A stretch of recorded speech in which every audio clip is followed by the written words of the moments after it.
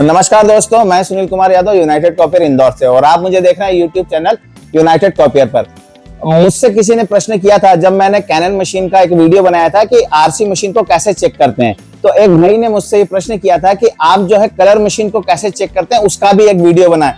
तो आज जो है मैं आपके सामने ये जो मशीन है जेरोक्स ब्रांड की है और इसका मॉडल है 80 सीरीज। 80 सीरीज में 30 भी होता है, 35 भी होता है, 45 भी होता है, उसमें और भी जो होते हैं वो सीरीज हो गई जिसमें स्पीड होती है। तो यहाँ पर जो है मैं आपको दिखाना जा रहा हूँ, ये जो मशीन है सामने देखिए, ओरिजिनल आरसी मशीन जिसको बोलते हैं ये है। जब भी आप मशीन लेने जाते हैं किसी के वहां पे तो आप तैयार मशीन मत लीजिए। आप देखिए उनके वहां पे कि कितनी मशीन आरसी रखी हुई है और आरसी मशीन को आप एज इट इज देखिए। थोड़ा मशीन गंदी दिखेगी, हो सकता है मशीन के अंदर आपको कोई टूट फूट नजर आए, वो भी हो सकता है। लेकिन अगर आप जो है ओरिजिनल आरसी मशीन लेना चाहते हैं तो आपको ऐसी ही मशीन देखनी पड़ेगी। अगर आपने कोई तैयार मशीन देख ली वहां पर तो हो सकता है कि वो बना करके रखी हो, धो करके रखी हो या कोई सेकंड हैंड को बना के रखा। तो यहाँ पर मैं आपको दिखाता हूँ मेनली क्या चीजें देखनी है जिससे आपको मालूम चल जाए कि मैं जो मशीन लेकर जाऊंगा वो ओरिजिनल आरसी है या नहीं है। तो हम यहाँ पर मशीन को ओपन करते हैं। तो जिस तरह की मशीनें रखी होती है वहां पर भी, जहां पर आप जाते हैं देखने के, जैसे मेरे पास में ये मशीनें रखी हुई है, वहां पर जो है 80 की और भी मशीनें रखी हुई हैं। ज्यादा समय रखे होने से क्या होता है कि इस तरह का पीलापन आ जाता है, तो ये पीलापन भी हट जाता है केमिकल लगाने से। तो उसकी भी चिंता ना करें आप, बस आपको अंदर देखना है, क्योंकि बॉडी को तो आप साफ भी कर सकते हैं, धो भी सकते हैं और कोई उसको पेंट भी करा सकता है। सबसे पहले देखना होता है हमको मशीन के अंदर का। यहाँ पर ये एडीएफ है, आप देखिए यहाँ पर ये जो धूल नजर आ रही है, ये जो मैं हाथ से हटा रहा हूँ, ये धूल नहीं है, बेसिकली पेपर की डस्ट होती है। जब ये मशीन फॉरेन में चलती है ना तो वहां पर इस तरह की पेपर होते हैं जिसमें ये डस्ट होती है। वहां कोई साफ करने के लिए कोई सिस्टम नहीं होता, जैसे हमारे यहाँ पे लोग जो है रोज सुबह शाम साफ करते हैं। कुछ इस तरह का भी आपको नजर आ सकता है। किस कंपनी में ये मशीन लगी हुई थी, रेंटेड कहाँ से मशीन उठ करके आई है, इस तरह का भी कुछ मिल सकता है। ठीक है, मशीन की कंडीशन आप ऐसे देख सकते हैं। एक इंडियन और फॉरेन की जो मशीन होती है उसमें ये होता है कि ये जो ग्लास है यहाँ पर एक भी स्क्रैच नहीं मिलेगा, क्योंकि वहां पर मैक्सिमम लोग जो है प्रिंटिंग करते हैं। हमारे यहाँ कुछ कॉपी भी करते हैं या फिर जब साफ भी करते हैं तो ध्यान नहीं देते हैं। अगर डस्ट भी है तो उसके ऊपर कपड़ा लिया और घीस दिया तो यहाँ पे स्क्रैच आपको नजर आ सकते हैं। यहाँ पर ये देखिए, ये जो डबल स्कैनर है,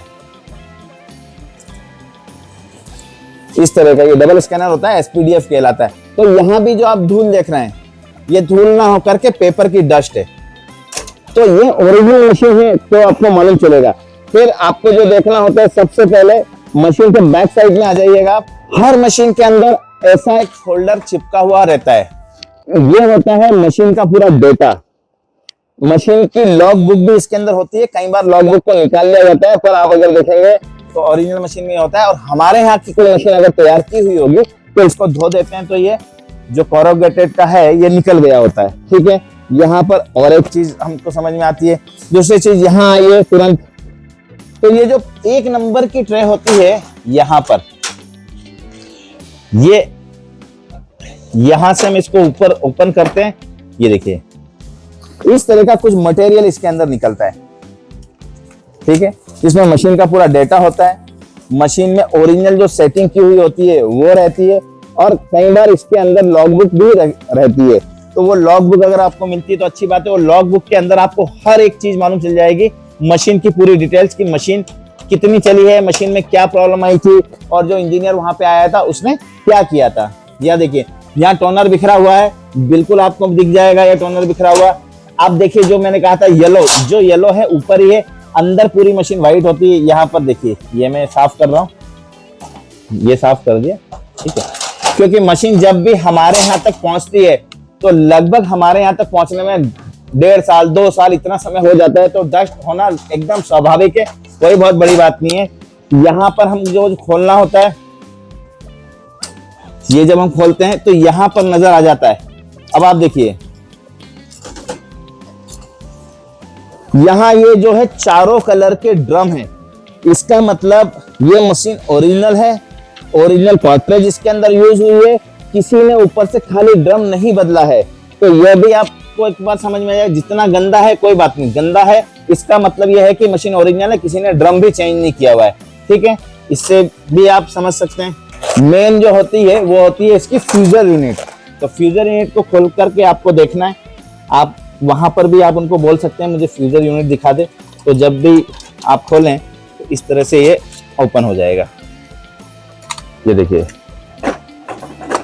मशीन के अंदर जो मेन होता है जेरॉक्स ब्रांड में खास तौर से, वो सिर्फ होती है उसकी फ्यूजर यूनिट, जो ये इस तरह की होती है।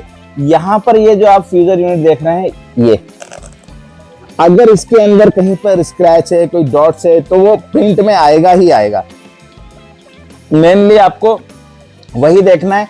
अगर कहीं पे इसमें डॉट है तो आप वो मशीन ना लें, आप उसकी बदले कोई दूसरी मशीन लें या फ्यूजर यूनिट उसकी चेंज करवा के ले। अगर वो डीलर आपको ये कहता है कि मैं इसमें दूसरी फ्यूजर यूनिट डाल लेता हूं नई, तो वो नई उतनी लाइफ नहीं देगी।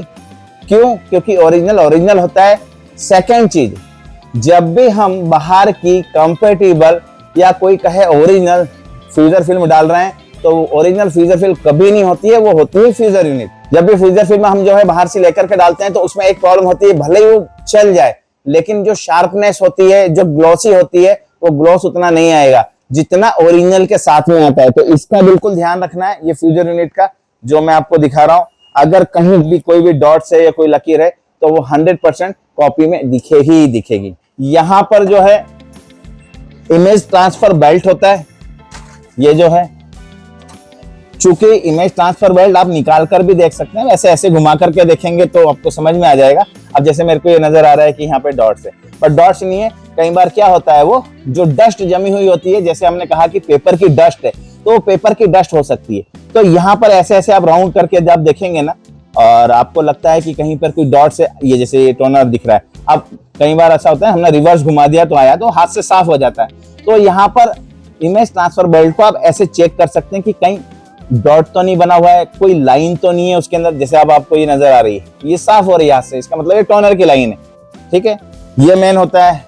ये जो होता है आपका ट्रांसफर यूनिट होता है। यहाँ पर आप देखिए ये डस्ट, ये सब मिलेगा। ओरिजिनल आरसी मशीन है तो गंदगी तो मिलेगी ही मिलेगी, कोई साफ करके नहीं देता है। बस इससे आपको मालूम ये चलता है कि ओरिजिनल मशीन है जो आप ले रहे हैं। फिर आप अपने सामने मशीन को तैयार कराएं। जब आप अपने सामने मशीन को तैयार कराएंगे तो आप 100% ओरिजिनल आरसी मशीन अपने साथ घर लेकर के जाएंगे। इंडिया में अगर कोई मशीन चली हुई है तो वहां पर इस तरह का कोई स्टिकर नहीं होगा जहां पे इस पे मेड इन जापान लिखा हुआ है। ठीक है, यहां पर अगर किसी ने फ्यूजर यूनिट चेंज की होगी तो स्टिकर भी नहीं आएगा। तो ऐसी बहुत सारी छोटी छोटी चीजें होती हैं जिससे मालूम चलता है कि मशीन ओरिजिनल है या नहीं है। ठीक है, यहाँ पर इसको ऐसे लगा देना भर होता है।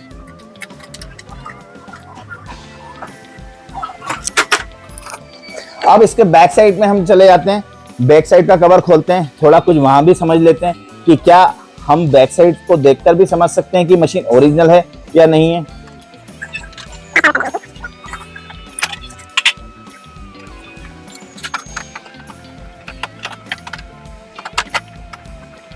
यहां मैंने बैक साइड से ओपन कर लिया है। अभी आप यहां पर आइए, देखिए यहां पर जब भी हम कोई इंडियन मशीन को लेते हैं या इंडियन मशीन कोई हमें बनाकर देने की कोशिश करता है, तो यहाँ पर पूरा आपको साफ दिखेगा। यहाँ पर जो डस्ट है, ये डस्ट नहीं होगी, वो पूरा धुला हुआ मिलेगा। ये इवन वो वायरिंग भी अगर धोएगा ना तो भी आपको इस तरह का मिलेगा, लेकिन ये शाइनिंग नहीं मिलेगी।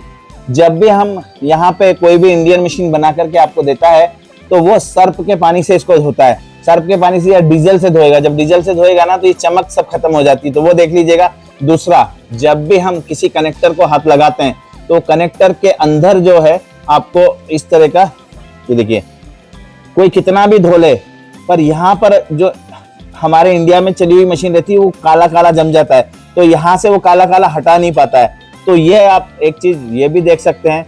फिर कुछ बहुत सारे स्टिकर्स होते हैं, जिस तरह से ये यहाँ पर लगा हुआ है, देखिए ये लगा हुआ है, यहाँ ये स्टिकर लगे हुए।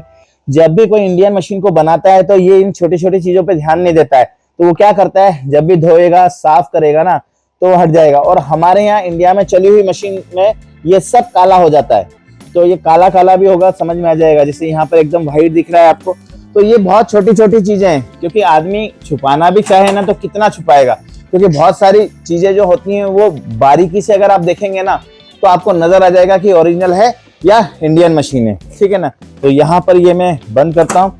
अब रही बात इसकी कि ड्रम एक जैसे हैं, तो मैंने कहा कि ओरिजिनल आरसी। ठीक है भाई, जब भी कोई ये मशीन को बनाएगा आपके लिए तैयार करेगा ओरिजिनल, तब वो चेंज हो सकता है। क्योंकि अगर उसमें डॉट है या ज्यादा चला हुआ है, लकीर आएगी, तो यहाँ पर हम चेंज कर सकते हैं। तो यहाँ पर जब आप ये मत कहना कि मुझे ओरिजिनली चाहिए, किसी से भी आप मशीन को लें।